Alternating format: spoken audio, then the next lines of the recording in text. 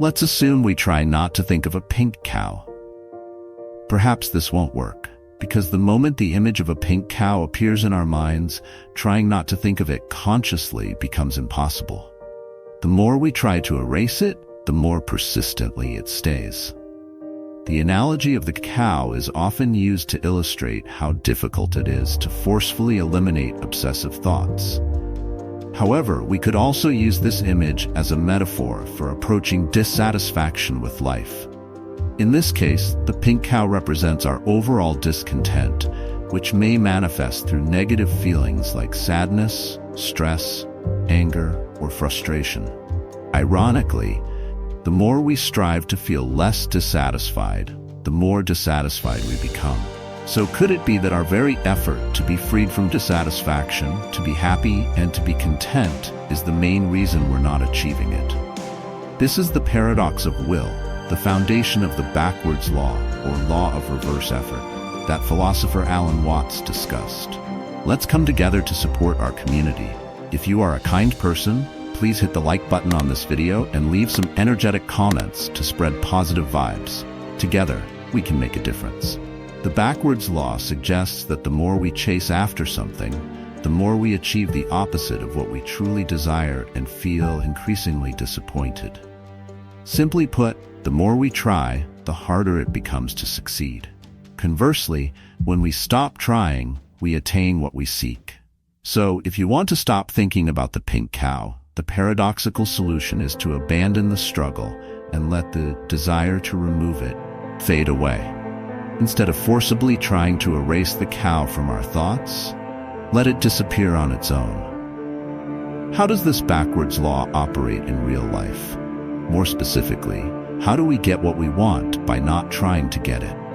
This video explores the backwards law, its paradoxical nature, and why we remain dissatisfied in life, and how we can free ourselves from it. How can we achieve what we desire without trying to attain it? This approach may seem illogical and impractical, especially in a world where we are accustomed to striving and putting in effort to achieve our wishes. Willpower is a feasible solution for achieving external things. For example, if we want to be wealthy in the financial sense, it requires effort to accumulate a certain amount of money that classifies us as wealthy. And if we want to run a marathon, we need to put in the necessary effort to build enough endurance to run such a distance. But the backwards law is not related to worldly achievements. It transcends those. It's about attaining what we truly, deeply desire. It's a shortcut to the Holy Grail, the thing we're all searching for, the ultimate good. But what is that? Wealth? Love? Friendship? A long and healthy life? While these are all desirable, they are only cheap replicas of the real thing. They are things we believe will lead us to what we're truly seeking. But as the backwards law points out, the more we seek it, the less we find it. The more we chase external conditions, the further we distance ourselves from what we truly desire. So what is it that we want? Do we want happiness? And if so, what is happiness? Is it something we attain through love and material wealth? According to Alan Watts, we don't know what we truly want because we can't define it. I quote, "Why don't you know what you really want?" 2 reasons you really don't know what you want. First, you already have it. Second, you don't understand yourself because you can't know all of yourself. The self is never the object of its own knowledge. Just as a knife cannot cut itself, fire cannot burn itself, and light cannot illuminate itself. End of quote. Could it be that what we're searching for is obscured by the search itself, and that we're looking for something we cannot define? But if this is true, why do we continue searching? It's a common human illusion that obtaining external things or changing circumstances, from objects and money to body adjustments or landscape changes, will liberate us from feelings of lack. The backwards law shows the opposite. We feel a sense of lack because we are dissatisfied with the present circumstances. The more dissatisfied we are, the more we suffer. The more we need change to be content, the less satisfied we feel. Imagine you set a goal to become a millionaire, believing it will make you happy. Setting such a goal not only implies that a lot of effort is required to reach satisfaction, it also means that being far from that goal makes you unhappy as you realize you're far from what you desire. Or, as author Mark Manson put it, pursuing something only reinforces the fact that you lack it from the beginning.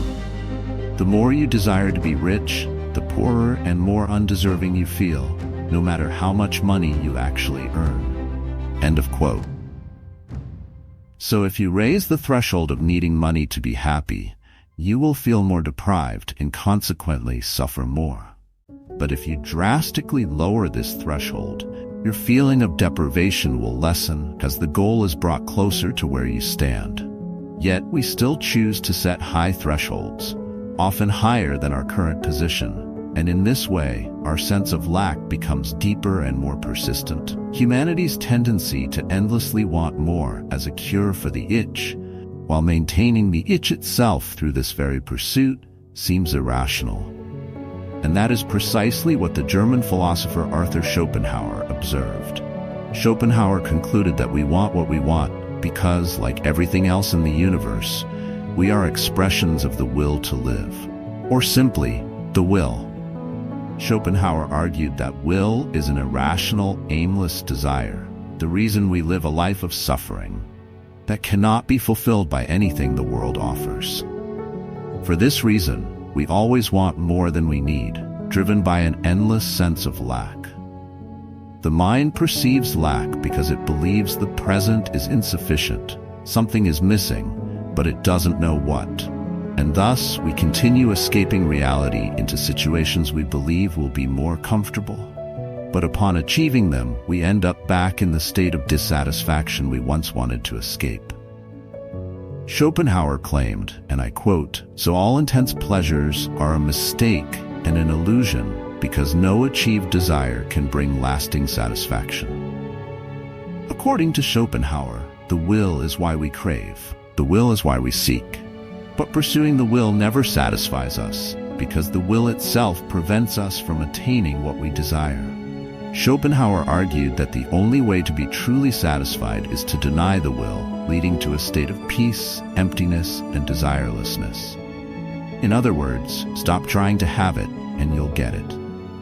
The person who hoards nothing has abundance. He appears solitary, yet has many around him. In his ways he is gentle and doesn't squander. He does nothing and laughs at the wise and intelligent. Everyone seeks happiness, but he feels complete in his imperfect state. Embrace imperfection, and you'll feel perfect. Embrace solitude, and you'll feel content in your own company. Try to be perfect, and you won't be. Try not to be lonely, and you'll suffer when alone. Accept a negative experience, and it's a positive one. But struggle with a negative experience, and you suffer twice. When you try to float on the surface of water, you sink, but when you try to sink, you float, Alan Watts said. Similarly, when you try to sleep, the effort keeps you awake. Only when you stop trying do you fall asleep, and when you hold your breath, you lose it. But when you let go, breathing continues naturally. When we stop trying to be happy, we'll be happy because we no longer need anything beyond the present. When we stop trying to be rich, we'll live in abundance because we feel content with what we have, and anything extra is a bonus. Therefore, the only way to have what we want is not to want it. And that is what the backwards law teaches us. There is a Zen story that illustrates this paradoxical idea by explaining how we can clear muddy water. Imagine there is a muddy pond, and we want to see the bottom.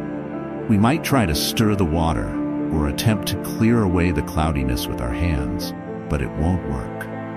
The only way to see the bottom is to do nothing until the murk settles on its own and the water becomes clear. The murk represents our desires, thoughts, and dissatisfaction. Stirring the water and trying to clear the murk represents our pursuit of happiness.